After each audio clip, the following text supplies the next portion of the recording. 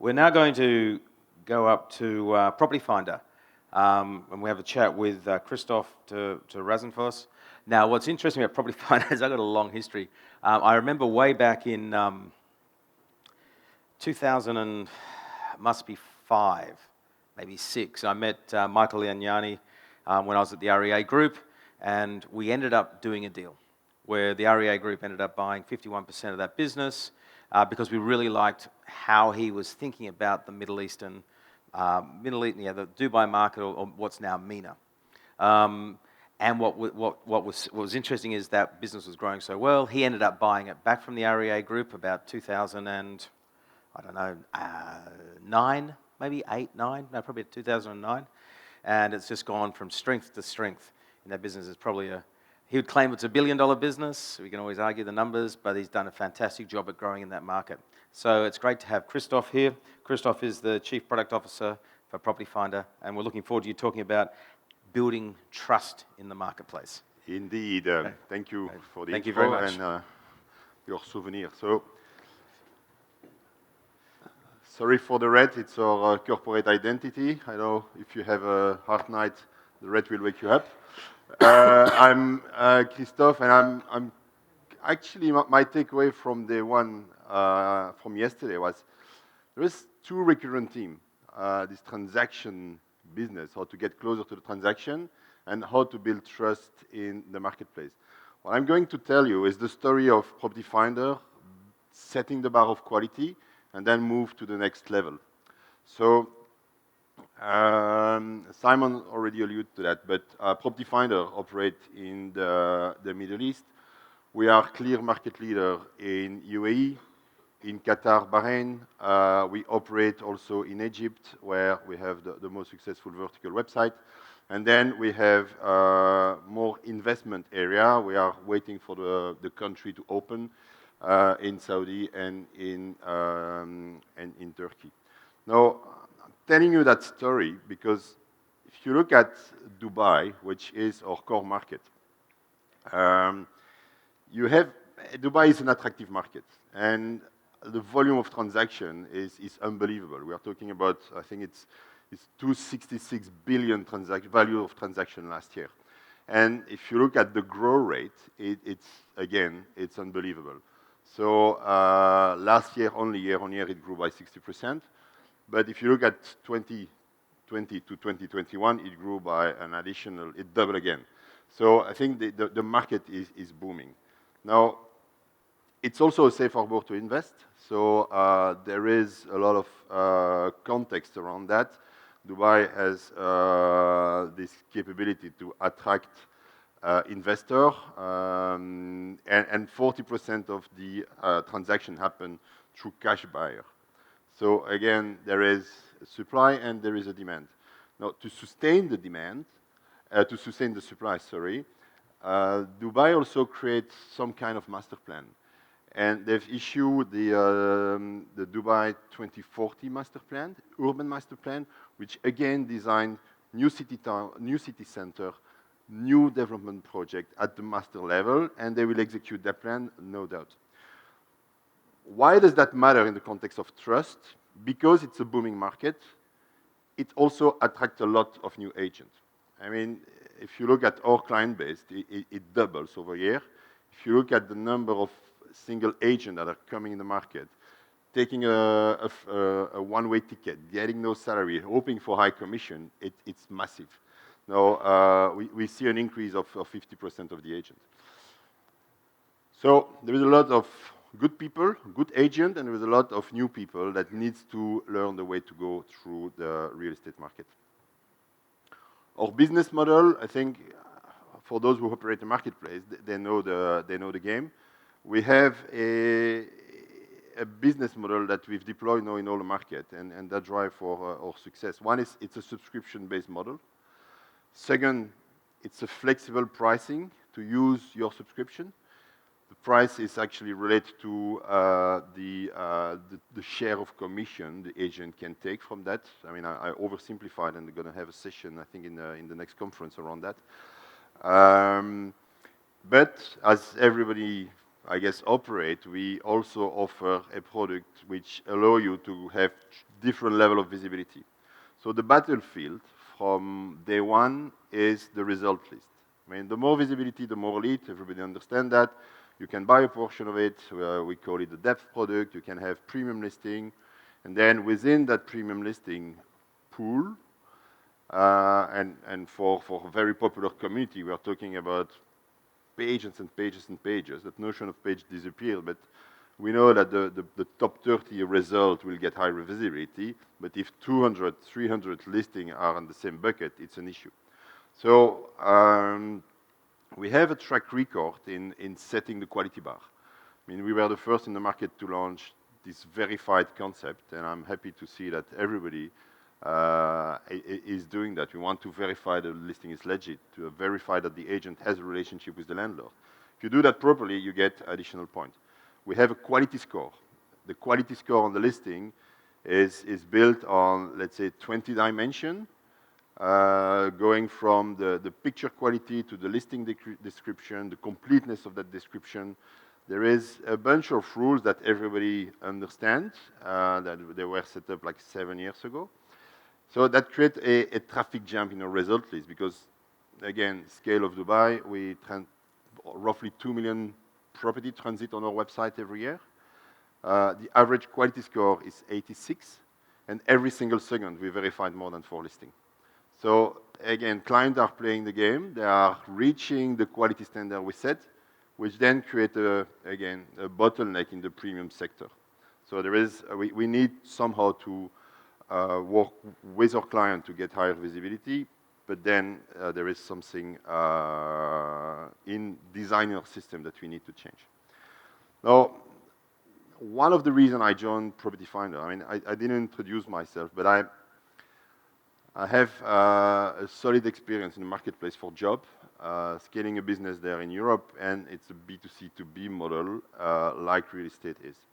Now, I was really convinced by Michael's speech that Property Finder aimed to remove any friction in the home search journey. And I want to stress the home search journey. We don't want to go closer to the transaction at this stage. We stay a marketplace, we remain, we want to do what we do best, and we want to do it great, and we want to remove all those friction. And that really attracted me. Now, the first thing that I look at it when I joined Property Finder, I say, okay, you have a track record, the quality standards are there, you set up this verified stamp on all your listing, we send quality lead to the agent, but what if the paradigm change? What if a lead, which is a B2B conversation, if I'm transposing that to the B2C world, what is a lead for a consumer? I was thinking of it, and actually the lead is a conversation that needs to happen between an individual and an agent. Now, if you look at it from that lens, some of the paradigm that we use in the past are changing. So we initiate more than 7 million conversations on a yearly basis, okay?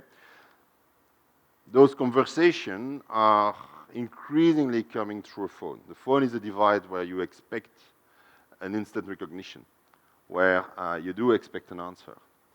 Now, more importantly, we also see the leads channel moving away from email, away from call, and move to more and more WhatsApp.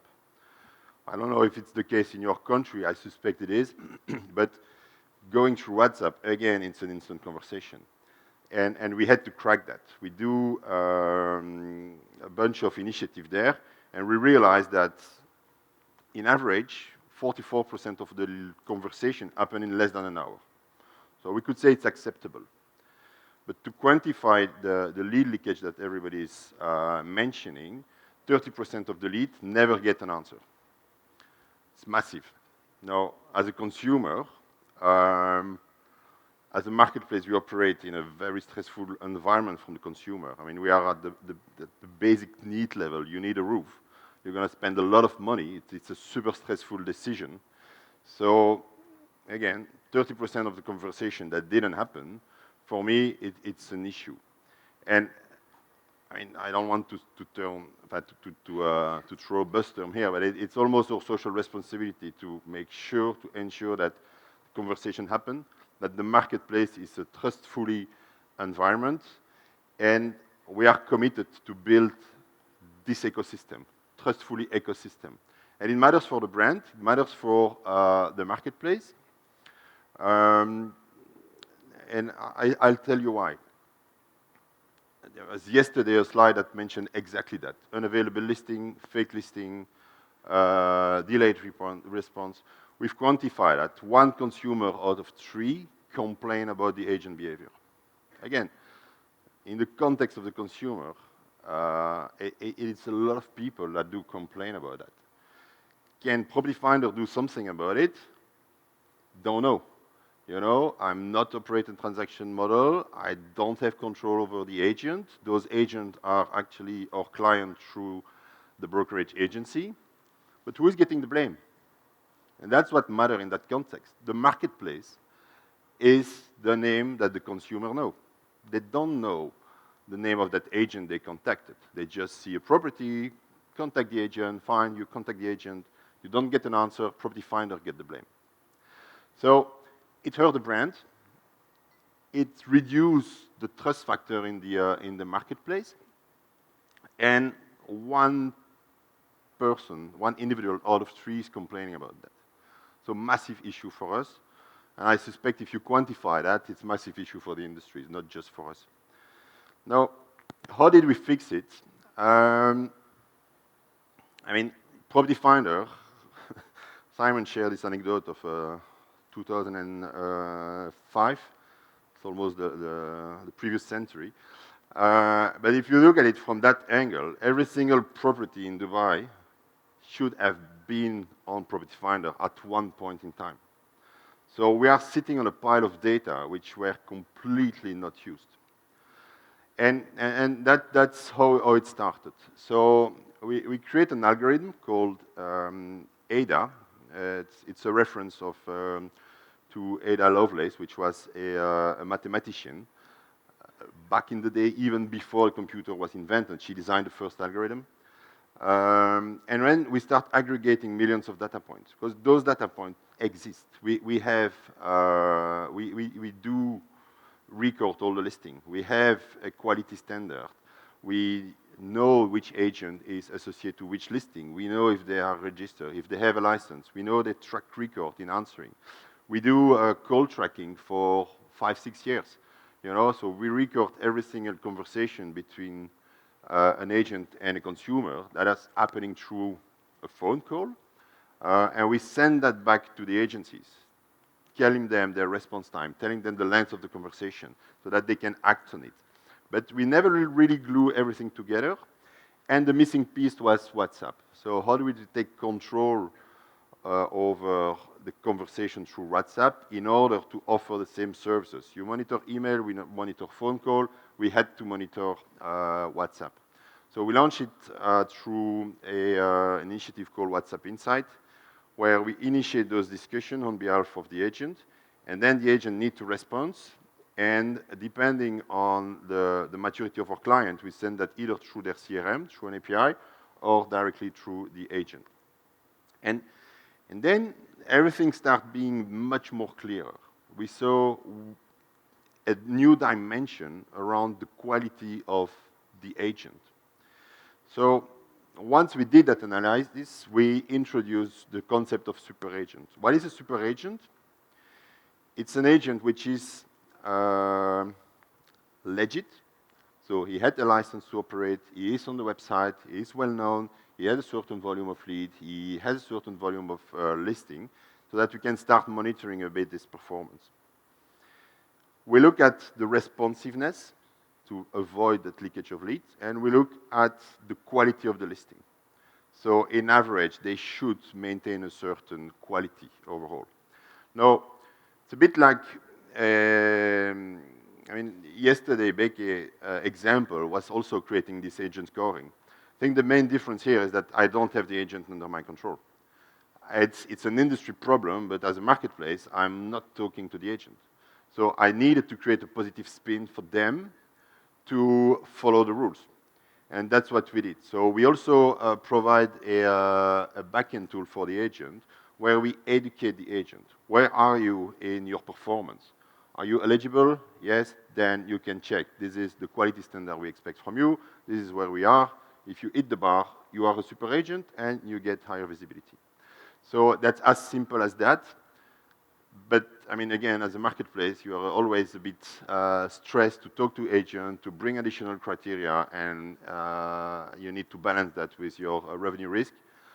We took a super consumer-centric approach at Property Finder. We say, okay, fine, bad agent, we don't want them on the platform. So if client complains, so will be. But we want to also reward good behavior rather than policing bad behavior. So we changed completely the mindset. And now, what you have to organize the result list is a new dimension. We take, I mean, obviously, client can pay for visibility, but it's balanced with the quality of their listing. And now it's also balanced with the quality of their agent. So we are adding that additional dimension to bring much more trust in the ecosystem. And I mean, some word about the go-to-market, it pays back. The fact that we didn't police, but that we did reward was a huge success. Clients loves it. And what we see, and I didn't expect that to that level, is the super agent do already a good job. So they will not necessarily improve, but as the non-super agent that improved. They wanted to become a super agent. And again, here, what you see the number, when the responsiveness on your website increased by 34 or 35%, that makes the difference.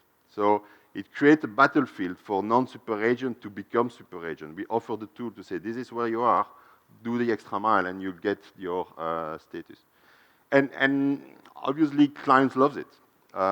Agents advertise for us. They are promoting the status of a super agent, and they want to showcase that. So now what you have on Property Finder is higher visibility for good listing and for good behavior, which again create this trust in the marketplace. Net result, agent complaint is down by more than 50%. So we are at the level where we could say, okay, we are creating that trustful environment, and we have a platform for us to continue doing that. Now, I think there are different challenges. ADA is in version 2. Version 3 will go deeper in the tone of voice. I mean, there is a way to handle consumer that we want to also analyze. We want to incentivize client to take down listing if they are not available. Today, there is no incentive. Now, with that super agent platform, there is an incentive. You get more visibility anyway, bro. So tell me that that listing is not available. I deduplicate with a clever algorithm that on the inventory, and I will take down or mark them under offer every single listing that are not available for consumer. So we take a super consumer-centric approach, but that pays back, and the platform of super agent create this incentive for agent to follow the rule. And that's it. Thank you. Christophe, thanks for that. Super interesting how you guys are approaching this. Clearly a different method versus Baike in China, with far less of a club and far more of a motivation to help people think about their score and the quality of listings. Before we jump into the, actually, no, the first question is sort of on track anyway. How do you deal with duplicate listings? And do you show both, or the one with the highest quality score? Or is it sole agency anyway in Dubai? So there is no exclusivity in our market. So there are two answers on that. Duplicate listing at client level, we ban. So we put a control mechanism in place so that we avoid you to buy the same, to advertise the same property in the 3 different category price, for instance. So that we avoid. But then there are some regulation that allow different agents to work on the same property, and that we need to accept. I think that if I look at it from a consumer point of view, I need to flag that it's a duplicate property, and I need to make sure that if it's unavailable for all the duplicate property. So we are building an algorithm to identify that. Again, super complex, but there are techniques for doing that. We are also having a consumer feedback loop. So again, through WhatsApp now, we can also query the consumer. Is it available? Yes, no. If no, it goes to the report property and we take them down. Okay. Are tech-enabled brokerages common in the UAE?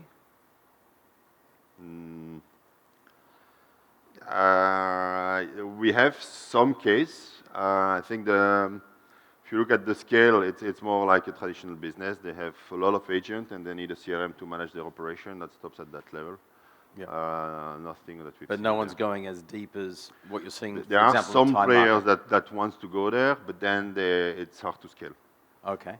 Now, how is WhatsApp Insight used to track agent behavior? It's one of the dimension. I mean, we track, with WhatsApp Insight, we are able to track all source of leads. And by tracking, we mean, did you answer? Did you answer in time? For phone, what was the tone of voice? What was the length of the discussion? I think WhatsApp closed that gap. I mean, a lot of leads coming through WhatsApp, and now we have that integrated into one system. Okay. And this is tracking both voice and text conversations? Voice through phone call, yes. Conversation between agent and consumer is private, so that we don't intervene. So you don't have any insights into what's happening with that? Okay. Here's a bit of a controversial one. Who is number one in the UAE, and by what metrics? Bayut claims that they are. Who raised that question? I mean, is it... Anonymous did. No, Anonymous did. Oh, I love it. Because yesterday I was a bit shocked to see Bayut on the map and not Property Finder. But that's, we've discussed that already. I mean, Bayut combined with Dubizzle have much more traffic than us, no doubt. We are standing for the quality of the lead. We are standing for the quality standard, and we are it's what the client tell us. We are the preferred partner of choice. Okay. And on a monetization metric, you'd be number one? I mean, if you read the press release when Bayut raised, they aim to be cash positive. We are by far cash positive, so yeah. So I guess at the end of the day, no, I can't disclose any number, but it's if I just take what the group says when they raise money, fine, you raise 200 million, and you hope to be cash positive, good. Don't remember. Are you considering a transaction-based team or transaction model? No. No, it's not in the plan. As I said, we are committed to the marketplace model. We love the multiplier. We are on a good way. So is that primarily a function of the fact that you can actually get good yields in the UAE from your advertisers? No, I think it's more a scalability issue. I mean, the concept of super agent is applicable in all the markets. Setting up an agency, getting closer to transaction is not as easy as it is. I mean, the markets are regulated differently, and we think more globally. And as a platform, advertisement is, and subscription model, and the quality is something we can deploy internationally. Okay. There's another slightly controversial question from a friend of Anonymous, Mr. Anon. Are there any? Is there any tough competition from Hausa backed by the broker community? I mean, I want to say it clearly. I love Bayut. They are a fierce competitor, and having competition is definitely helping us to move the needle further, so that's good. Hausa is indeed it's a strange character. They are backed by our most important clients.